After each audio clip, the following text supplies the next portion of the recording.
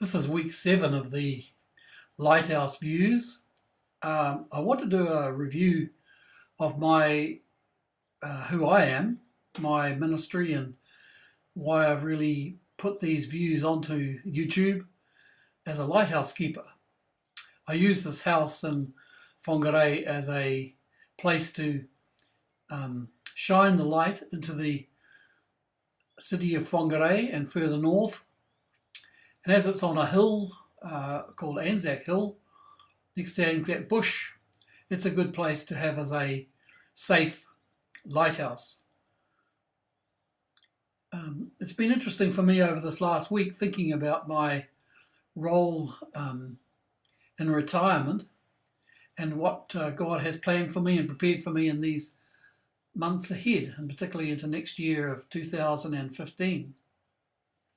I'd like to tell a little story first about a lighthouse and a rescue mission that existed once on the coast of a country where there were many shipwrecks.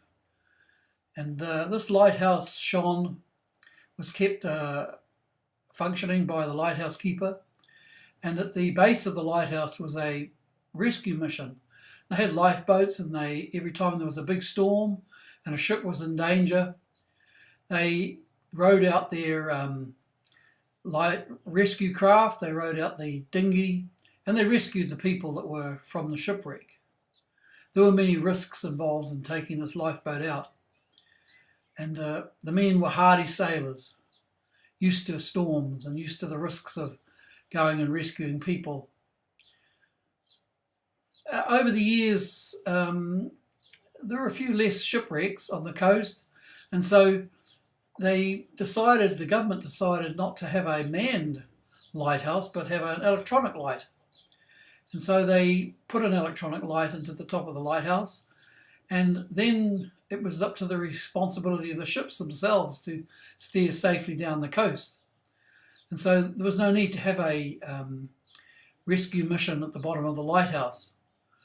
And during the storms, there were no men there to get into the lifeboat and row out to help the ship that might be in danger. Because now the ships themselves had navigation equipment on them, and if they got into strife, then they could have their own means of rescue. As years went by, people started to remember the history of the lighthouse and thought, wasn't that an amazing time when there was this manned lighthouse and had boats in it at the base, and they had sailors and rescue people who would row out to these ships in distress and rescue people. So they thought, we need to meet each year and remember that work that was done. And so yearly there was a conference, and they talked about the number of amazing rescues that happened, and celebrated the things that used to happen in the old days of manned lighthouses and rescue boats that helped people off shipwrecks. And even after the years, that got a little bit boring, so they decided that was too hard just to remember back each year as a conference. And so what they decided to do was to set the lighthouse up as a museum. And so tourists could come, and tourists could, even if they wanted to have time living in the lighthouse, and see what it was like to live in the lighthouse.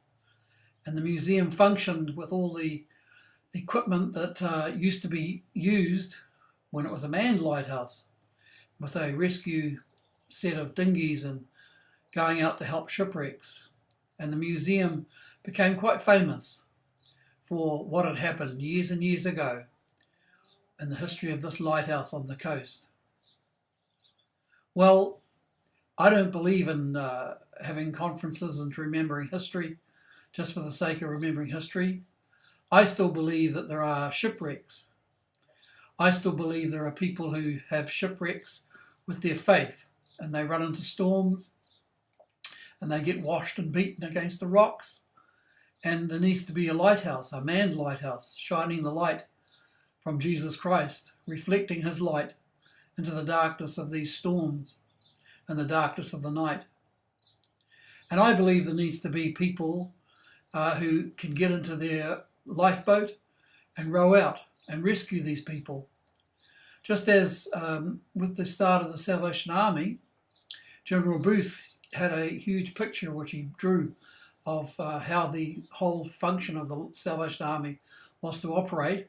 And it has a lighthouse in the middle of it, and soldiers and army people going down to the coast and getting into the water and dragging out the people that are being washed ashore.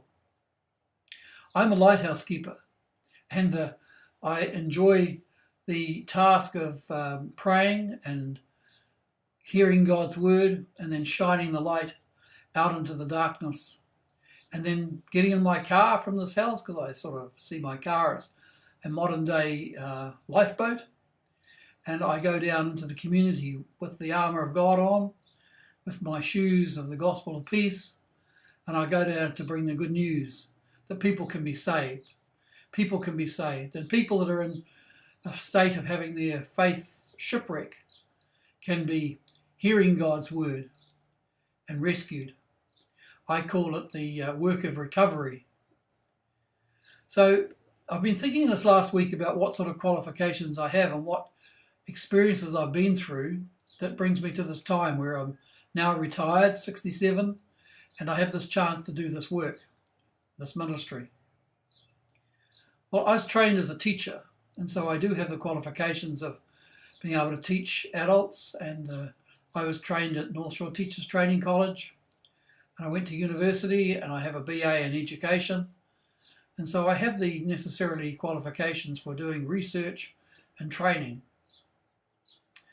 I also have experience in doing pastoral work, in that I worked with the Baptist Union and being a lay pastor, and having the experience of going to small towns like Westport on the coast of the South Island of New Zealand, and Pyro and Dargaville, One Tree Point here in Ruakaka and Northland, and I've had experiences working as a lay pastor, taking out the good news and discipling people, and then encouraging them to grow in their faith.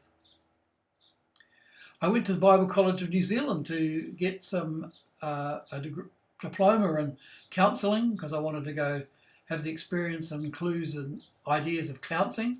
So I got counselling and have a diploma in counselling, and also at the same time got a diploma in biblical studies, because I wanted to have the necessary qualifications to be able to teach and equip people who wanted to get involved in ministry. Enjoyed doing pastoral care training. When I came out of Bible College in New Zealand, I wanted a job as a counsellor, and I got a job with the Bridge, which is the Salvation Army rehabilitation program, and worked there for 3 years. And then from there went to Odyssey House, which was a rehabilitation residential program for people with a dual diagnosis of addictions and mental health issues. While I was there, I was able to work on a diploma of alcohol and other drugs studies, and I got the diploma there so I could work with those people. Early in my days doing pastoral care, I was sent on a course to do lay ministry and ministry of management.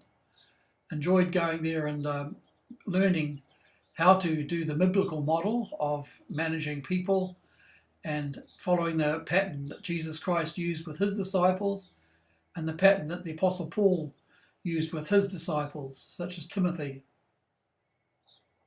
It's been good to have these qualifications, because I can apply for different positions, but right now, as I'm retired, I believe I can use those qualifications to offer my services to people who would like to learn and would like to hear of how they can go into all the world with the good news, and then how they can make disciples and then encourage them to grow. What experiences have I had? Well, I realised last week that I've been fortunate, while I'm living here in Northland and Whangarei, that I have had experience in some of the fellowships around this area.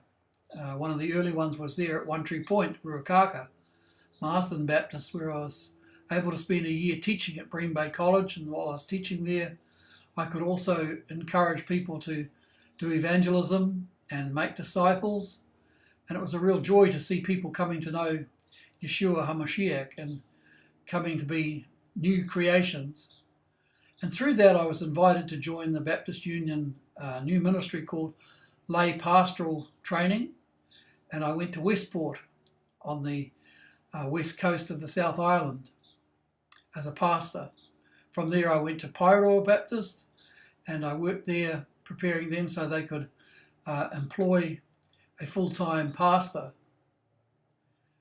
Went from Pyro to Dargaville Baptist, enjoyed working there with their elders and their deacons, living in each of their homes and seeing a really good move of God, bringing those people into functioning in their ministries. I've been in Whangarei now, and for quite a few years I've been involved in doing entrepreneurial work, taking the good news into the community, finding ways of reaching out into the needs of the community. I was able to be involved in helping start the Whangarei Youth Centre, and from that we started the Daylight Trust, which used the government schemes for employment, pre-employment training schemes, and then later other training schemes to equip and train people who are unemployed to get back into the workforce.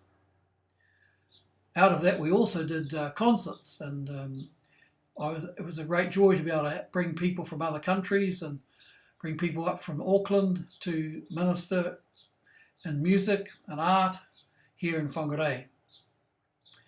And I just believe that some of those experiences that I've had are very important in terms of relating now to this next generation coming through, and I can use these experiences and use the qualifications I have to offer my services to the needs of Whangarei at the moment.